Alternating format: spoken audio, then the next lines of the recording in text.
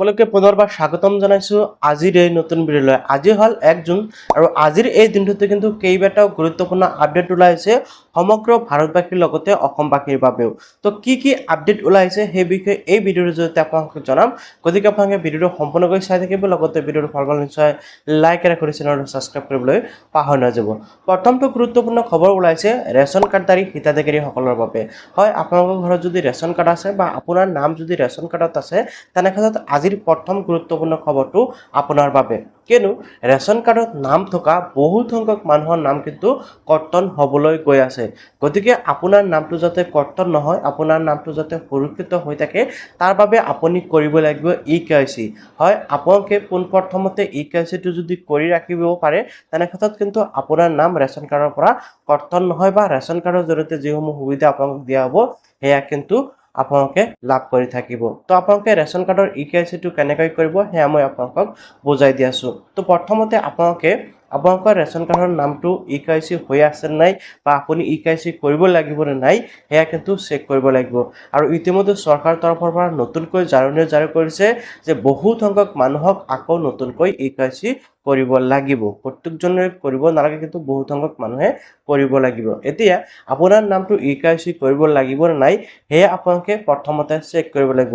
আৰু সেয়া আপোনালোকে চেক কৰিবলৈ মেৰা ৰেচন নামৰ যিখন এপছ আছে সেইখন এপছ আপোনালোকে ইনষ্টল কৰি আপোনাৰ মোবাইলৰ জৰিয়তে চেক কৰিব পাৰিব যে আপোনাৰ নামৰ বিপৰীতে KYCটো হৈ আছে নাই। যদি KYC হৈ আছে তেনেক্ষেত্ৰত আপোনালোকে নতুনকৈ KYC কৰাৰ প্ৰয়োজনীয়তা নাই।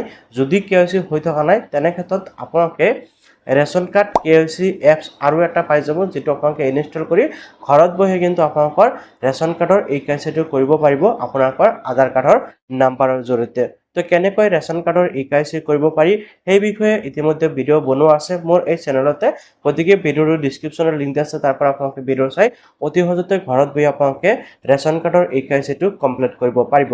গতিকে আপোনালোকৰ যদি ৰেচন কাৰ্ড আছে আপোনালোকে ততালিকে সকলোৱে চেক কৰক যে আপোনালোকৰ পৰিয়ালৰ কোনো এজন সদস্যৰ EKYC আপডেটটো আহিছে নে নাই। তো আশা কৰিছোঁ আপুনি নিশ্চয় প্ৰথমটো আপডেট জানিব পাৰিলে। প্ৰথম আপডেটটো জানিবলৈ ভাল পালে নিশ্চয় লাইক কৰি আৰু চেনেলটো সাবস্ক্ৰাইব কৰিবলৈ পাহৰি নাযাব। আজিৰ দ্বিতীয়টো গুৰুত্বপূৰ্ণ আপডেট হ'ল অৰুণোদয় আঁচনিৰ হিতাধিকাৰীৰ বাবে। হয়, অৰুণোদয় আঁচনিৰ হিতাধিকাৰীসকলৰ বাবে কিন্তু খুবেই ভাল খবৰ। কিয়নো আপোনালোকে জুন মাহৰ পৰা অৰুণোদয় আঁচনিৰ হিতাধিকাৰী হ'লে মাহিলী ৩০০০কৈ টকা লাভ কৰিব। হয়, আপুনি যদি অৰুণোদয় আঁচনিৰ হিতাধিকাৰী হয় তেনেক্ষেত্ৰত আপোনাৰ বাবে নিশ্চিত এটা ভাল খবৰ যে আপোনালোকে জুন মাহৰ পৰা মাহিলী ৩০০০কৈ টকা লাভ কৰিব। সেয়েহে আপোনালোক সকলোৱে ভিডিঅ'টো এটা লাইক কৰি দিব, লগতে ভিডিঅ'টো আপোনাৰ সকলো ফ্ৰেণ্ডলৈ শ্বেয়াৰ কৰিবলৈ পাহৰি নাযাব। যেন এতিয়া চাওক, যিসকলে কি অৰুণোদয় আঁচনিৰ হিতাধিকাৰী আছে সেইসকলে কেনেকৈ ৩০০০কৈ টকা লাভ কৰিব সেই বিষয়টো জনাই দি আছো। লগতে আপুনি ৩০০০ টকাটো লাভ কৰিব নাই সেয়া কেনেকৈ নিশ্চিত হ'ব সেয়া মই আপোনালোকক জনাই দিম। প্ৰথমতে আপোনালোকে বহুতে এই বিষয়ে জানে যে অসমৰ মুখ্যমন্ত্ৰী হিমন্ত বিশ্ব শৰ্মা ডাঙৰীয়াই নিৰ্বাচনী প্ৰচাৰ বা নিৰ্বাচনী ইস্তাহাৰতে কিন্তু তেখেতে ঘোষণা কৰিছিল যে আকৌ যদি অসমত 2024ত বিজেপি চৰকাৰ আহে তেনেক্ষেত্ৰত অৰুণোদয় হিতাধিকাৰীসকলক মাহিলী ৩০০০কৈ টকা দিয়া হ'ব।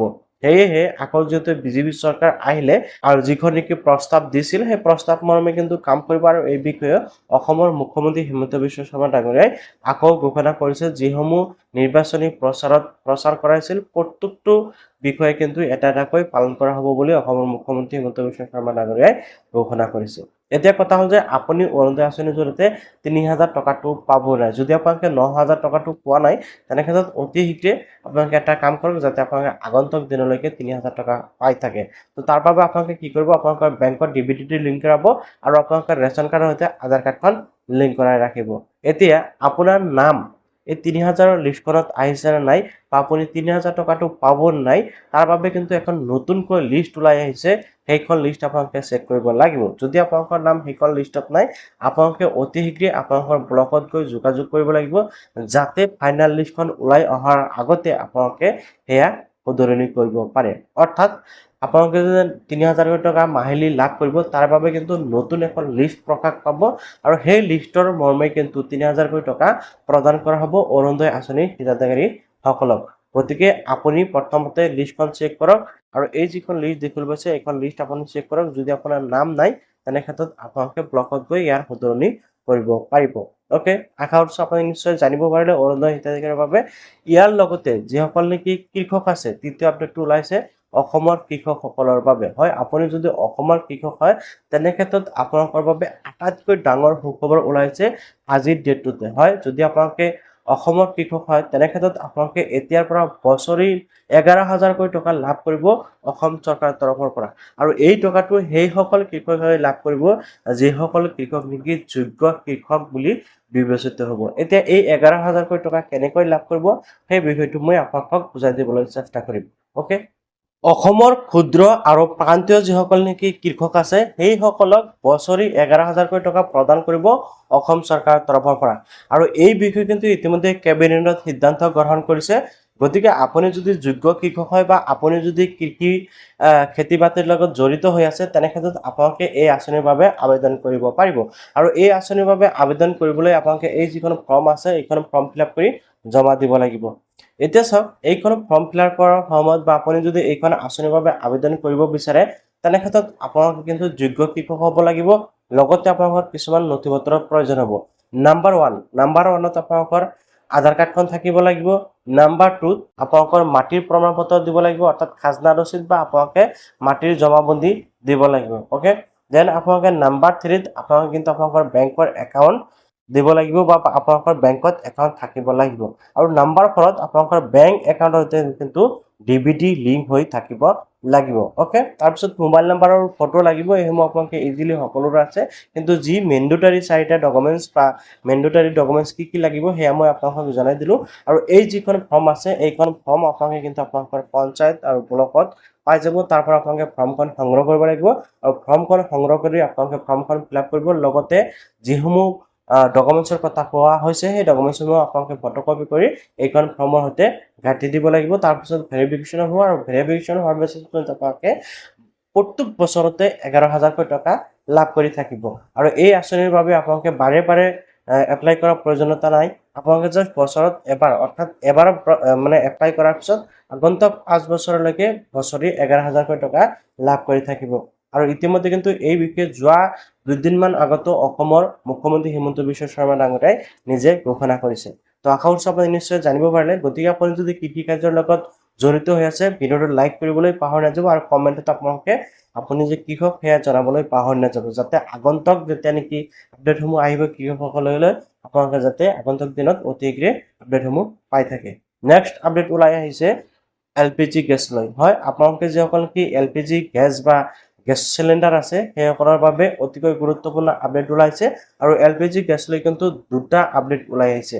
প্ৰথম আপডেটটো হ'ল যে LPG গেছৰ মূল্য আজি 1 জুনৰ পৰা আকৌ বৃদ্ধি হ'বলৈ গৈ আছে। হয়, আপোনালোকে যদি LPG গেছ ব্যৱহাৰ কৰি আছে, আপোনালোকে ঘৰুৱা গেছ বা আপোনালোকে বাণিজ্যিক গেছ যিকোনো ধৰণৰ গেছ ব্যৱহাৰ নকৰক কিয় আপোনালোকে কিন্তু আকৌ 1 জুনৰ পৰা LPG গেছৰ মূল্য বৃদ্ধি হ'বলৈ গৈ আছে। আৰু অধিক দামত কিন্তু আপোনালোকে LPG গেছ মানে ক্ৰয় কৰিব লাগিব। আৰু LPG গেছৰ লগতে কিন্তু CNG, PNG, পেট্ৰল, ডিজেল সকলো ধৰণৰ যিসমূহ নেকি ইন্ধন আছে সকলো ধৰণৰ ইন্ধনৰ কিন্তু মূল্য বৃদ্ধি হ'বলৈ গৈ আছে। ওকে, ইয়াৰ লগতে ৰেচন কাৰ্ডধাৰী হিতাধিকাৰীসকলৰ বাবে আন এটা গুৰুত্বপূৰ্ণ খবৰ, সেয়া হয়তো আপোনালোকে ইতিমধ্যে বহুতেই জানিছে। আৰু সেই খবৰটো হ'ল যে আজি 1 জুনৰ পৰা ৰেচন কাৰ্ডধাৰী হিতাধিকাৰীসকলে আগন্তুক দিনত কিন্তু আৰু যি বিনামূলীয়া চাউলৰ লগতে চেনি, দালি আৰু নিমখ লাভ কৰি আছিল সেয়া কিন্তু লাভ নকৰে।